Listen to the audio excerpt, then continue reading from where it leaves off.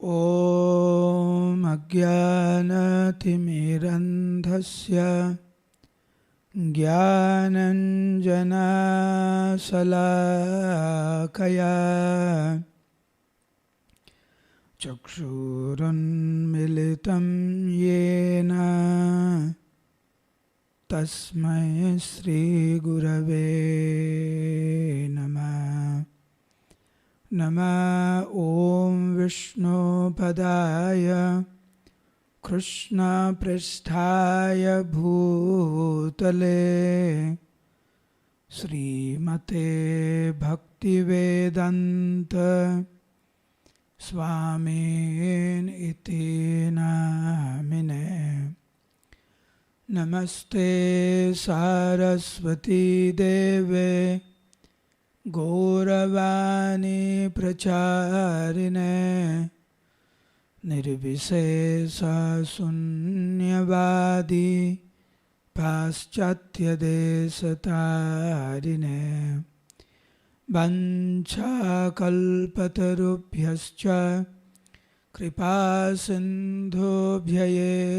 च पतितानं पावनेभ्यो वैष्णवेभ्यो नमो नमः। जय श्री कृष्ण चैतन्य प्रभु नित्यानंद श्री अद्वैत गदाधर श्रीवासदि गौर भक्तवृंद। हरे कृष्ण कृष्ण कृष्ण हरे हरे हरे राम राम राम हरे हरे। मूकं करोति वाचालं पंगुं लंघयते गिरिं यत्कृपातमहं वन्दे श्रीगुरुं दिनतारिणं परमानन्दमाधवं श्रीचैतन्य ईश्वरं। नमः ॐ विष्णुपदाय कृष्णपृष्ठाय भूतले श्रीमते जयपताका स्वामिनिति नामिने। नमः आचार्यपादाय निताय कृपाप्रदायिने गौरकथा धामदाय नगरग्रामतारिणे। हरे कृष्ण।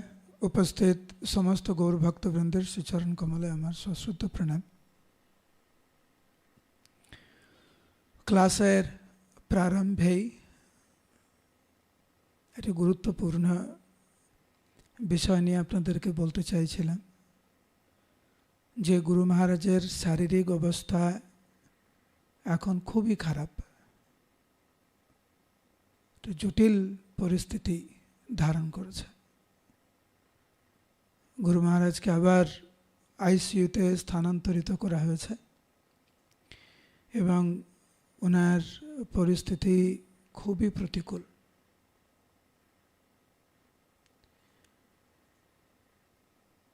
ডাক্তার আপ্রাণ চেষ্টা করছেন, কিন্তু এখন সময় এসেছে ঐক্যবদ্ধভাবে গুরু মহারাজের জন্য বিশেষ প্রার্থনা করা। আগামীকাল পাণ্ডব নির্জল একাদশী, সেজন্য আমরা যেন চেষ্টা করি আজকের এবং আগামী সময় যেন আমরা গুরু মহারাজের জন্য বিশেষ প্রার্থনা করি।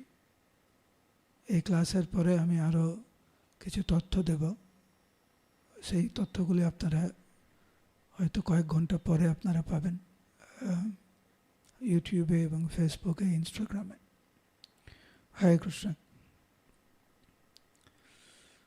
তো আমরা ক্রমান্বয়ে শ্রীমদ্ ভাগবত থেকে আমরা শ্রবণ করছি। গতকাল আমরা শ্রবণ করেছি কিভাবে সুদামা তাঁতি, সে একজন তাঁতি হয়েও ভগবানকে কত সুন্দরভাবে সেবা করেছেন।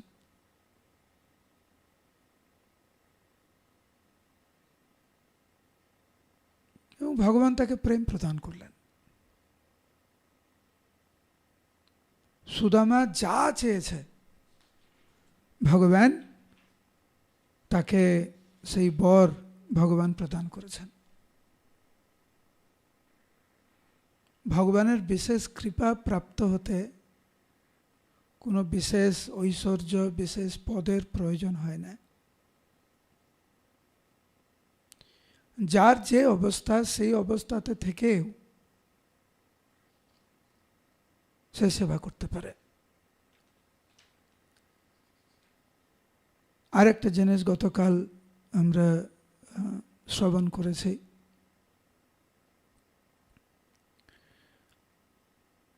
কিভাবে তাঁতি, কিভাবে মালাকার ভগবানকে সেবা করলেন।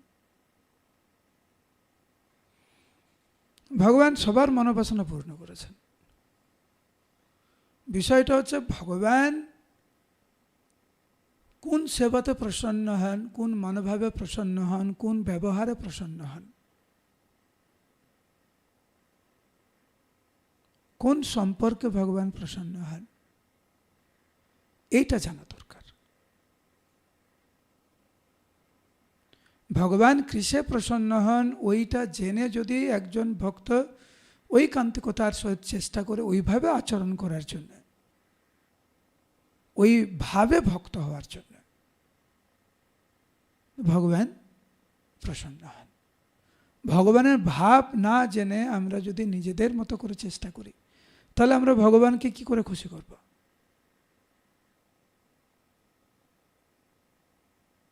ধোবি বুঝতে পারেনি ভগবান কিসে প্রসন্ন হন, ভগবান তাকে শাস্তি দিলেন।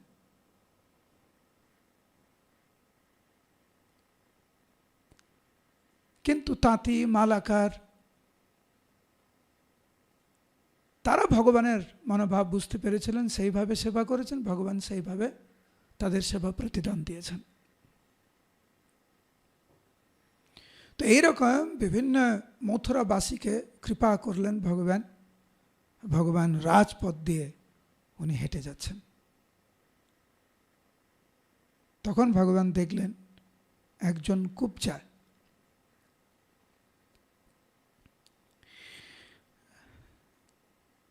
তার হাতে অপূর্ব সুগন্ধি রয়েছে, থাকে না পারফিউম, আমরা যাকে পারফিউম বলি, অনেকে পারফিউম ব্যবহার করেন। তো এই কুবজার হাতে অপূর্ব সুগন্ধি ছিল। ভগবান দেখলেন এই কুবজার হাতে খুব সুন্দর সুগন্ধি, আর তখন ভগবান তাকে, উনি কুবজা, ভগবান তাকে সুন্দরী বলে ভগবান সম্ভাষণ করলেন যে হে সুন্দরী, এই যে তোমার হাতে যে সুগন্ধি রয়েছে এটা কার? তুমি যদি আমাদের দুজনকে দাও, আমাদের দুজন মানে কৃষ্ণ এবং বলরাম, তোমার হাতে যে সুগন্ধি রয়েছে যদি আমাদেরকে দাও, তোমার পরম মঙ্গল হবে। সেই জন্য বেশি কিছু চিন্তা না করে আমাদেরকে দাও। তো ভগবান কুবজাকে সুন্দরী বলে ভগবান ওনার সাথে কথা বলেছেন, হে সুন্দরী। তখন কুবজা ভগবানকে বলছেন হে সুন্দর। কুবজা বলছে, কুবজাকে ভগবান বলেন হে সুন্দরী, এই সুগন্ধি কার? যদি আমাদেরকে দাও তোমার মঙ্গল হবে। কুবজা তখন বললেন হে সুন্দর, এই সুগন্ধি হচ্ছে রাজা কংসের জন্য।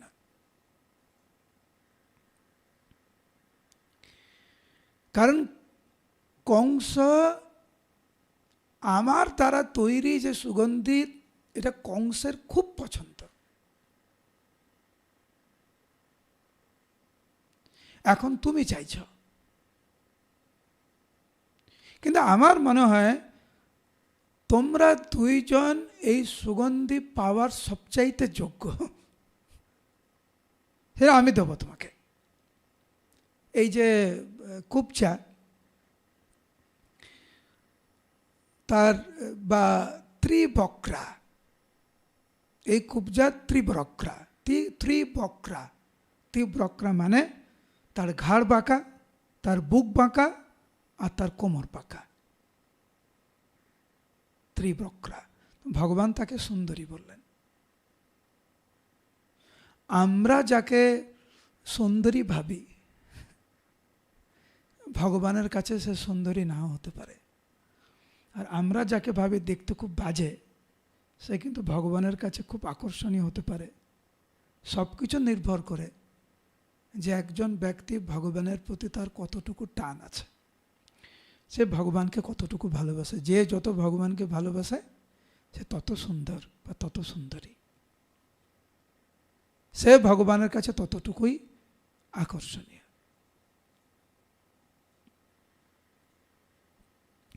তো ভগবান কৃষ্ণ এবং ভগবান বলরামকে দেখে কুব্জা পুরো মোহিত হয়ে গেছে, এবং মোহিত হয়ে এই কুব্জা বা ত্রিবক্রা ভগবান কৃষ্ণ এবং বলরামকে এই সুগন্ধা অর্পণ করলেন।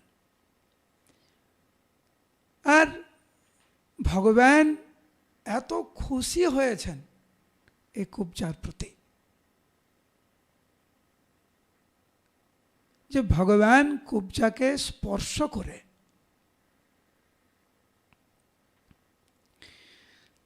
যে ত্রিবক্রা থেকে তৎক্ষণাৎ তাকে সরল, সমান, সুগঠিত, তাকে সুন্দর দেহ ভগবান প্রদান করলেন তৎক্ষণাৎ।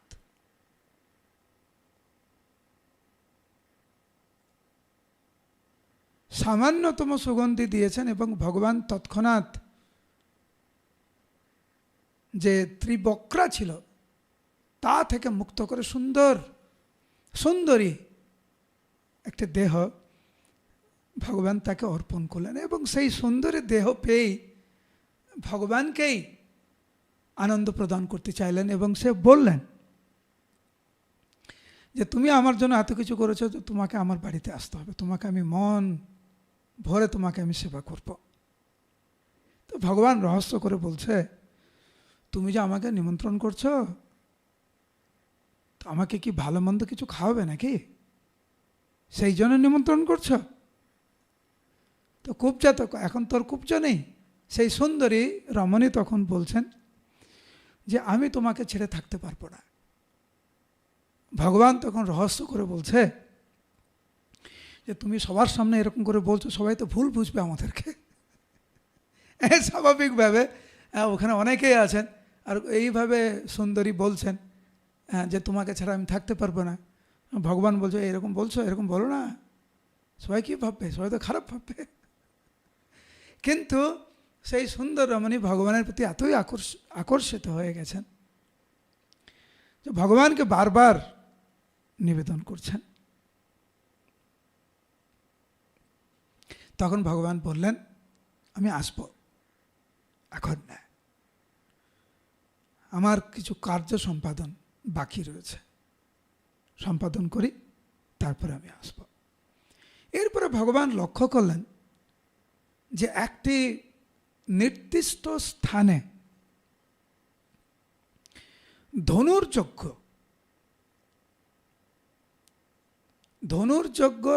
হওয়ার জন্য খুব সুন্দর আয়োজন করছেন রাজা কংসের ভৃত্যরা,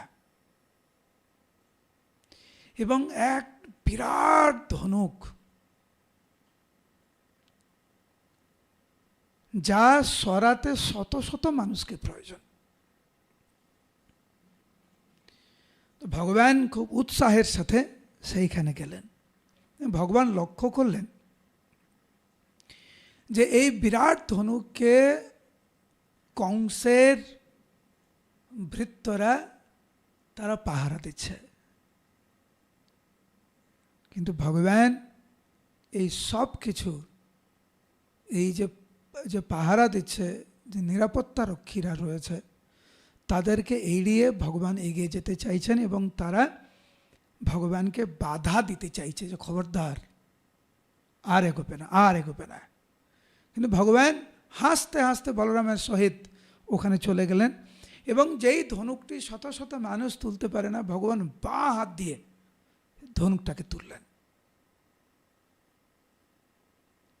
এবং ধনুকটাকে তুলে ভগবান যে ধনুকের যে দড়ি থাকে সেটা লাগানোর চেষ্টা করলেন এবং তৎক্ষণাৎ ঠিক যেরকম একটা আঁখ ভেঙে যায়, ভগবান যখন দড়িটাকে লাগানোর চেষ্টা করলেন তৎক্ষণাৎ ওই ধনুকটা দুই ভাগে ভাগ হয়ে গেল।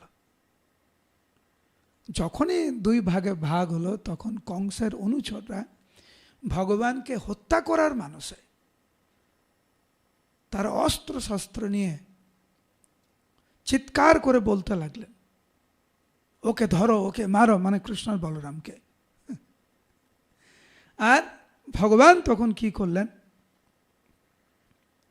যে ওই যে দুটি মানে একটা ধনুকের দুটো ভাগ হয়ে গেল, ওইটা নিয়ে কৃষ্ণ আর বলরাম, একটি কৃষ্ণ একটি বলরাম, সমস্ত রাজার সৈন্যদেরকে হত্যা করতে লাগলেন এবং খুব সহজেই তাদের পরাস্ত করলেন, হত্যা করলেন তাদের। এবং হত্যা করার পরে এমনভাবে হাঁটতে লাগলেন মানে কিছুই হয়নি। তারপরে যেখানে নন্দ মহারাজ এবং অন্যান্য ব্রজবাসীরা ছিলেন, ভগবান, সন্ধ্যা হয়ে গেছে যেহেতু, সাধারণত দেখবেন আগেকার দিনে, এখনকার দিনে তো যখন যুদ্ধ হয় রাত্রিবেলায় বোম মারে, দেখেছেন? আর উদাহরণ দিচ্ছি না, আশা করি বুঝতে পারছেন। দেখবেন যেখানে যেখানে যুদ্ধ হয় রাত্রিবেলা বোম মারে। কিন্তু সত্য, ত্রেতা, দ্বাপর যুগে যখন যুদ্ধ হতো, প্রত্যেকেই যুদ্ধের একটি নির্দিষ্ট নিয়ম মেনে যুদ্ধ হতো। তো সন্ধ্যা হয়ে গেছে, ভগবান চলে আসলেন যেখানে ব্রজবাসীরা ছিলেন, নন্দ মহারাজ আদিরা ছিলেন, সেইখানে ভগবান বসে ভগবান ওইখানে, এখানে বর্ণনা করা হয়েছে, ক্ষীর মিশ্রিত অন্ন ভগবান গ্রহণ করেছেন। খেয়েছেন কখনো ক্ষীর ভাত? আমরা দুধ ভাত খেয়েছি, দই ভাত খেয়েছি, ক্ষীর ভাত খেয়েছেন? কালকে তো একাদশী, কিন্তু আপনারা একদিন চেষ্টা করতে পারেন। ভগবান ক্ষীর ভাত খেয়েছেন কংসকে মারার জন্য, মারার আগে। কংসকে যেদিনকে মেরেছে তার আগের দিন রাত্রিবেলা ভগবান ক্ষীর ভাত খেয়েছেন। একবার খেয়ে দেখতে পারেন কেমন। সুখদেব গোস্বামী এখানে বর্ণনা করেছেন যে ব্রজবাসীরা, যে বিশেষ করে ব্রজগোপীগণ যে মথুরাবাসীর মহিমা বর্ণনা করেছেন, যে কৃষ্ণ এখন মথুরাতে যাবে এবং মথুরাবাসীরা ভগবানের কত কৃপা পাবে, এটা বাস্তব হলো।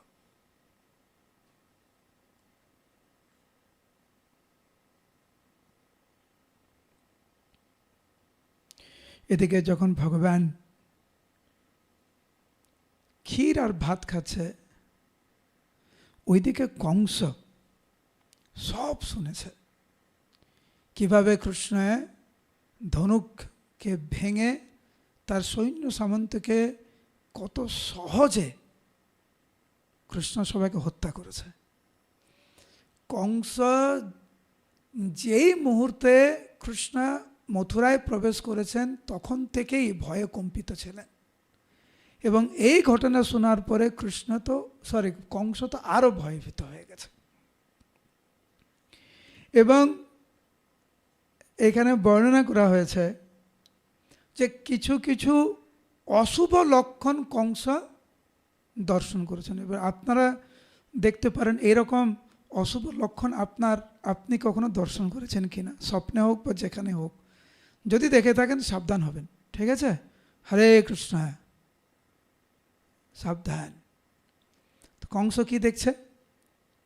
কংস দেখছে আমরা যখন আমাদের প্রতিবিম্ব দেখি, আয়নাতে হোক, জলে হোক, ছায়াতে হোক, কংস নিজের প্রতিবিম্ব দেখছে, তার পুরো শরীরটা দেখছে কিন্তু মাথা দেখতে পাচ্ছে না। বুঝতে পারছেন? মানে প্রতিবিম্ব দেখছে কংস, মাথা ছাড়া দেখছে সে। যখন আকাশে তাকাচ্ছে দেখছে একটা চন্দ্র না, দুটি চন্দ্র। এবং এখানে ভাগবতে বর্ণনা করা হয়েছে যে পায়ে হাঁটছে কিন্তু নিজের পদচিহ্ন দেখতে পাচ্ছেন না, এবং সে স্বপ্ন দেখছে যে ভূত প্রেত তাকে আলিঙ্গন করছে, আর ঘোড়ার পিঠে না চড়ে সে গাধার পিঠে চড়ছে, সে বিষ ভক্ষণ করছে। এই সমস্ত অশুভ লক্ষণগুলি দেখে কংস আরো ভয়ভীত হল।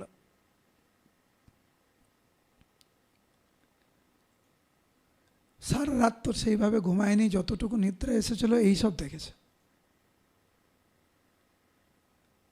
দেখার পরে যখন ভোর হলো, কংস ভাবতে লাগলেন যে আমি আগের যে পরিকল্পনা করেছি কৃষ্ণকে কিভাবে হত্যা করব, ওইটি একমাত্র পথ। সেটা কি? পাগলা হাতি আর চানুর মস্তিষ্ক। তো কংস আদেশ দিলেন, কংসের অনুচররা সেই মল্ল স্থানটি যেখানে মল্লযুদ্ধ হবে সেইখানে সব কিছু আয়োজন করতে লাগলেন, এবং ধীরে ধীরে চানুর, মুষ্টিক এবং অন্যান্যরা প্রবেশ করতে লাগলেন, এবং অন্যান্য যে মন্ত্রীরা তারা প্রবেশ করলেন, নন্দ মহারাজও প্রবেশ করলেন। সবাই প্রবেশ করেছে, কিন্তু কংস চলে এসেছে, সবাই চলে এসেছে, কিন্তু কৃষ্ণ এবং বলরাম আসেনি। কেন? কারণ ভগবান প্রথমেই কংসের আদেশকে অবজ্ঞা করতে চাইছিলেন। সবাই কংসের আদেশ পালন করছে, কিন্তু কৃষ্ণ বলরাম ছাড়া। তো নন্দ মহারাজ যখন প্রবেশ করলেন,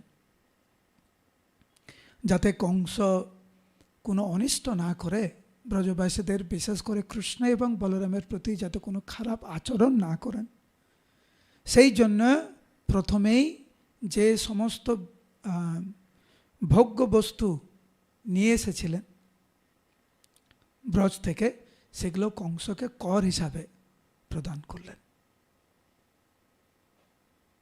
তখন কংস নন্দ মহারাজকে বলছেন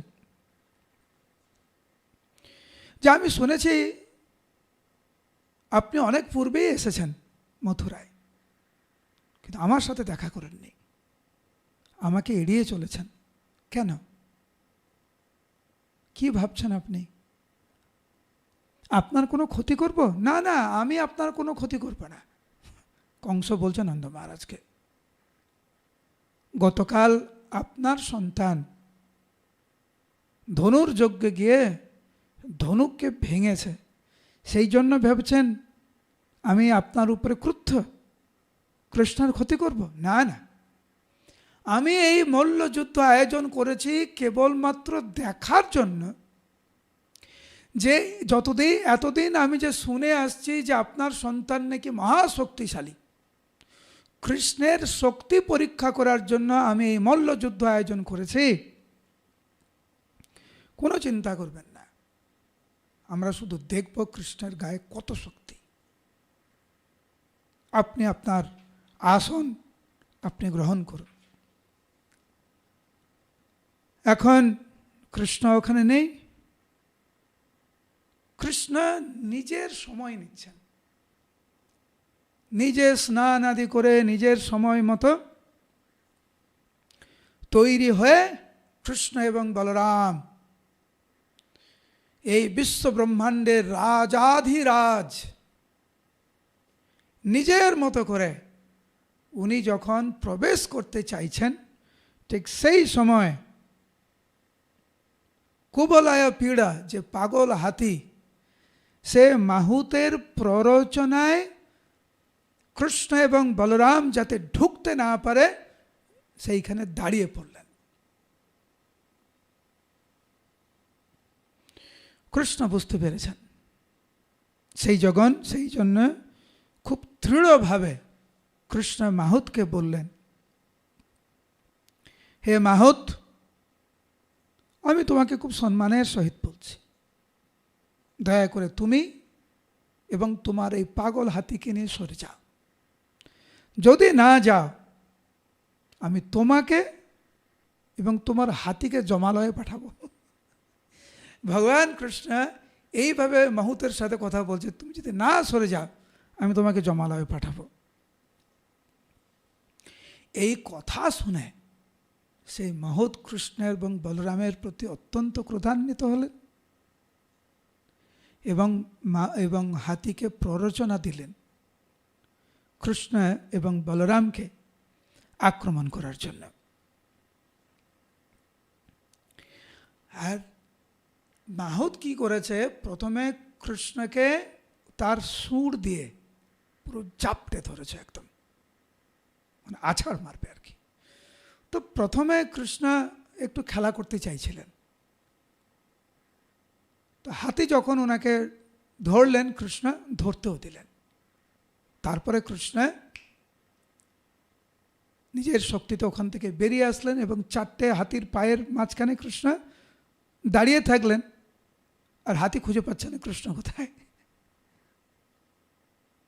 তারপরে কৃষ্ণ বাইরে এসে হাতির সাথে বেশ কিছুক্ষণ উনি যুদ্ধ করলেন। কখনো কখনো হাতিকে অনেক দূরে ছুঁড়ে ফেলছিলেন কৃষ্ণ।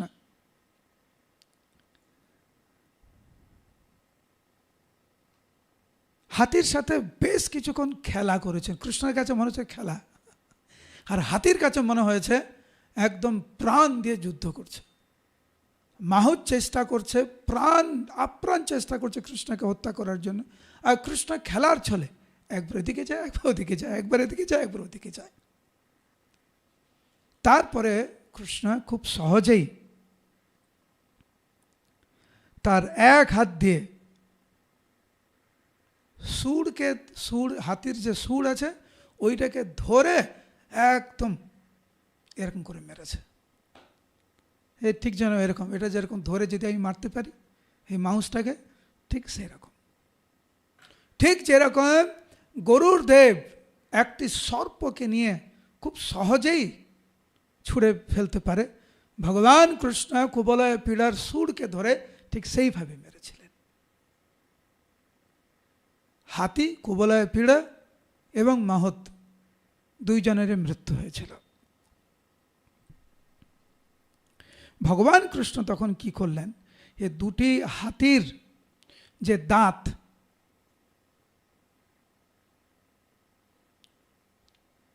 ওইটা নিলেন, মানে একদম টেনে বের করলেন, একটি বলরাম এবং একটি কৃষ্ণ, এবং তাদের কাঁধে এইভাবে রেখে তাদের স্কন্ধে হাতিটির দাঁতটি স্থাপন করলেন এবং হাতির রক্তে হাতির রক্ত কৃষ্ণ এবং বলরামের গায়ে ছিটানো ছিল। একদম পরম বীরের মতো ভগবান কৃষ্ণ এবং বলরাম সেই মল্লযুদ্ধ স্থানে প্রবেশ করলেন। ভগবান এখন আমরা ভক্তদের কাছে কেমন, ভগবান কত সুন্দর রূপ ধারণ করে, কিরকম ভগবানের স্কন্ধে হাতির দাঁত, গায়ে রক্তের দাগ, একটু ঘামের দাগ, কি অপূর্ব কৃষ্ণকে দেখতে লাগছিল, তাই না? আমরা যখন নৃসিংহদেবের রূপ দর্শন করি আমরা বলি ভগবান নৃসিংহদেবকে কত সুন্দর দেখতে, কিরকম যে হিরণ্যকশিপুরের নারী সব গায়ে রক্তাক্ত ভগবানকে, কিন্তু ভগবানের ভক্তরা দেখেন কত সুন্দর দেখতে। যারা অসুর তারা অন্যরকম দেখবে। তো এখানে বর্ণনা করা হয়েছে যে ভগবান কৃষ্ণ যখন সেই মল্ল যুদ্ধক্ষেত্রে যখন প্রবেশ করলেন, তখন ভিন্ন ভিন্ন শ্রেণীর ভক্তরা ভগবানকে ভিন্ন ভিন্নভাবে দর্শন করেছেন। যারা মল্লযোদ্ধা, যারা কুস্তিকার, তাদের কাছে মনে হয়েছে যেন একদম মানে বজ্র প্রবেশ করছে। দেখেছেন কখনো? আমরা সবাই দেখেছি বজ্র যখন পড়ে, ভয়ঙ্কর না? তো যারা হচ্ছে মল্লযোদ্ধা তাদের কাছে মনে হয়েছে একদম বজ্র প্রবেশ করছে। মথুরার জনসাধারণের কাছে মনে হয়েছে কৃষ্ণ হচ্ছেন নরশ্রেষ্ঠ। রমণীগণ তাদের কাছে মনে হয়েছে একদম মূর্তিমান কামদেব। আর যারা গোপগণ, নিজের আপনজন, যারা অধর্মিক রাজা, তাদের কাছে মনে হয়েছে দণ্ডদাতা প্রবেশ করেছেন। নন্দ মহারাজের কাছে নিজের সন্তান, কংসের কাছে সাক্ষাৎ মৃত্যু যেন প্রবেশ করেছে। যারা অল্প বুদ্ধি সম্পন্ন তারা মনে করেছে বিরাট রূপ, যোগীদের কাছে পরব্রহ্ম, আর বৃষ্ণীদের কাছে পরম পূজ্য বিগ্রহ। ইয়ে ধামাম প্রপদ্যন্তে তাম সদৈব ভজাম্যহম।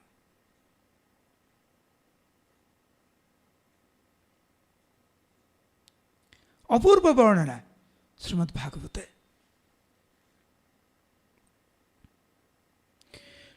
কংস কখনো কৃষ্ণকে এইভাবে দেখবে আশা করেনি।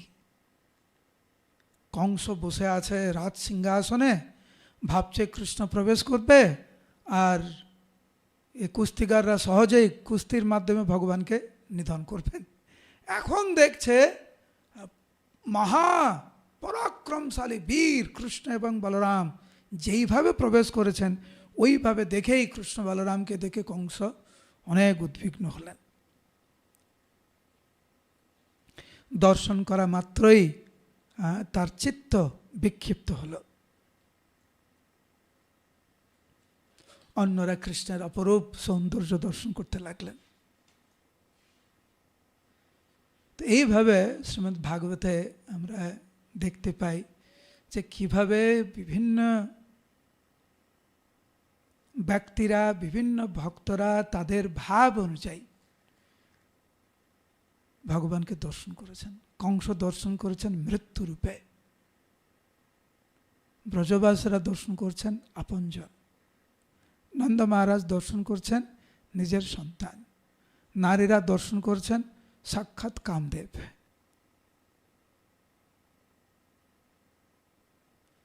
তো ভগবান এইভাবে অনন্ত লীলা করছেন। কিন্তু আজকের লীলা থেকে একটি গুরুত্বপূর্ণ শিক্ষা হচ্ছে যে ভগবান কোন ধরনের সেবার মাধ্যমে, কোন ধরনের ভাবের মাধ্যমে ভগবান প্রসন্ন হন, এটা জানা খুব জরুরি। হরে কৃষ্ণ কৃষ্ণ কৃষ্ণ হরে হরে, হরে রাম রাম রাম হরে হরে। হরে কৃষ্ণ। তো আজকের আমি আর কোনো প্রশ্ন নিচ্ছি না, আমার কিছু সেবা রয়েছে, সেই জন্য সবাই ভালো থাকবেন এবং সবাই কৃপা করে গুরু মহারাজের জন্য প্রার্থনা করবেন।